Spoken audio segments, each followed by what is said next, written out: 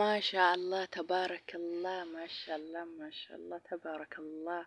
مبروك أصلي بقى جمدي congratulation بقى موهتي بقى إرانتي بقى ربي سجمتيسي أما اللي ربي سجمتيسو بقى جمدي بقى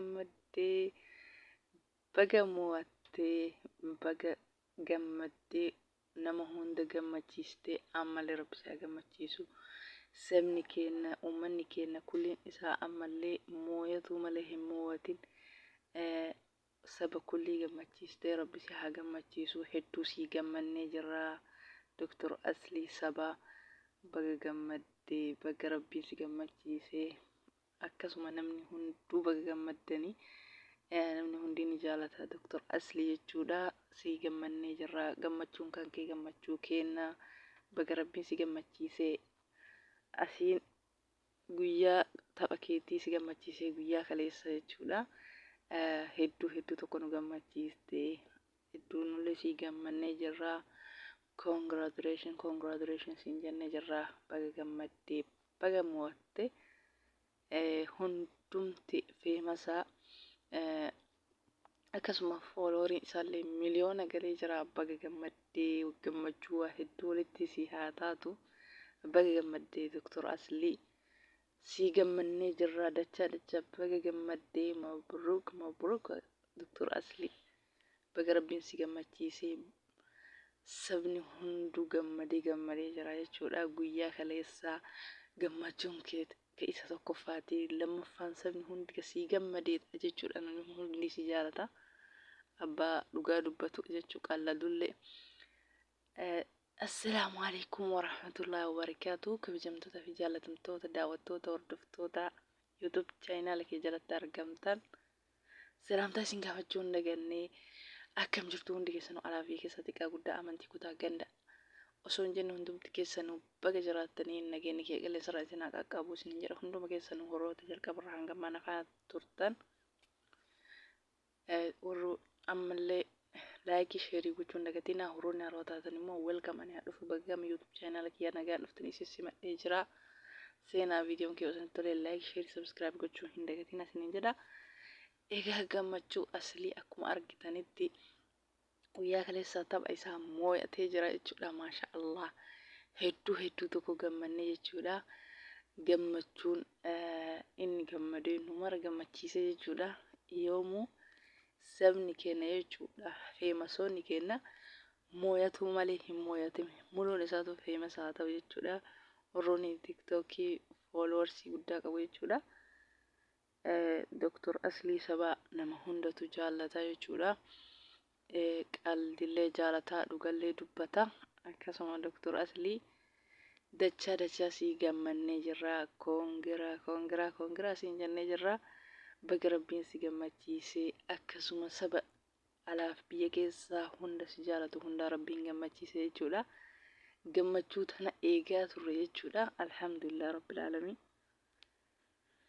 rabbi kun giddii hin qabu nama gammachiisa jechuudha akkanumatti wallahi hedduu nu boonsite hedduu nu gammachiiste jechuudha hedduu siif gammannee jirra gammachuu salaaqiyaa siif haa taatu hedduu namatti tola egaa hordoftoota kiyya guyyaa kaleessaa taphni Aslii akka ajaa'ibaa kanatti akkuma san Asliin akka ajaa'ibaa kanatti taphatanii dabarsanii jechuudha Asliin mo'atee gammadee nu gammachiise akkuma san gammachuu isaallee ibsatee jira baga gammaddee jennaan irra dachaa akkasuma hordoftoonni isa jala argaman fooloowarsii godhan hunduu baga gammaddanii jechuudha fooloowarsii miliyoona takka galee kun hunduu maaliin as gahe sababa nama hunda isaa fooloo godheen as gahe akkasuma namoota jala taa'ee taftaaf godhe muluun keessanuu holumaanuu baga gammannee jechuudha ka gammachuu isaa kana dhaga'uuf arguuf teettanii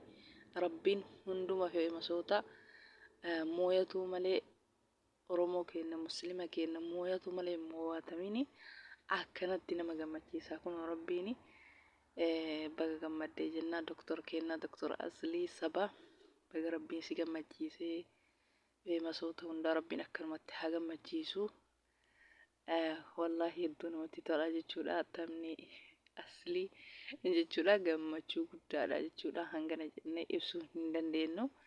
Hedduu tokko sii gammanne jirra maashaallah. Baga gammaddee baga rabbiin si gammachiisee baga irra aantee baga mo'attee jechuudha.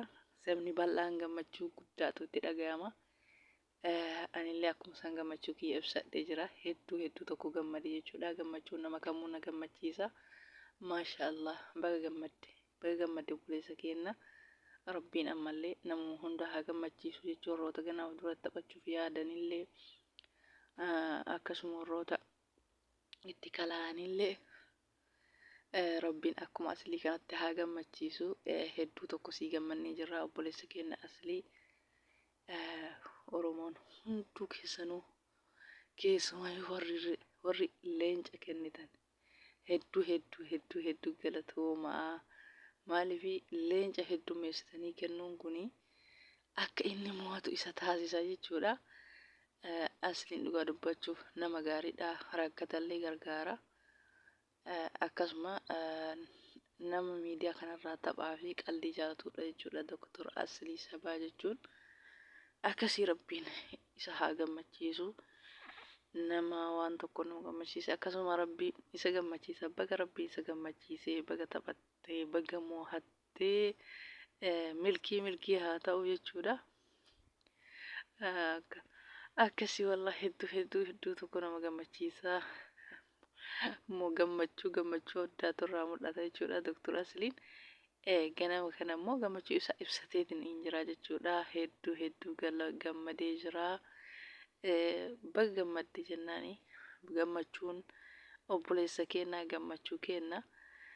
Gammachuun wayita akkana namni hunduu nama eegu kana akkanatti namni hunduu asliin maal ta'in ofirra eegu akkanatti milkii gammachuun mo'ate jechuudha.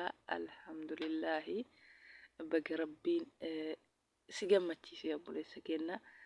Walumaanuu jechuudha nama maraafu nama hordoftoota isaa taate nama aslii jaallatu jechuudha. Alaaf biyya keessa namni marti ni jaallata jechuudha Doktor Aslii. Akkasuma Mubaarak Musammaa feemasoota kaawwan kan dagadhee jechuudha. Akkasuma Naasir Aanolee maali baay'inaan miidiyaa irratti mul'atu samoona kana. Moo anaatu agarree jechuudha garuu baay'inaan hin mul'atu. Akkasii hunduma isaaniitu feemasoota kenna. Rabbiin gammachiisee bakka guddaan haa ga'u. Galma milkii galma gammachuu rabbiin haa taasisu. Doktor Aslii kenna baga gammaddee baga sadarkaa gammachuu ofii gammaddee akkasuma saba bal'aa gammachiiftee nuti dachaa gammannee jirra. Alhamdulillahi baga rabbii milkii gammachuu kana sii kenne. Egaa hordoftoota kiyya gammachuma aslii keessa deemee jira. Viidiyoon kiyya karraa kana fakkaata. Viidiyoo biraatti waliin baay'ee.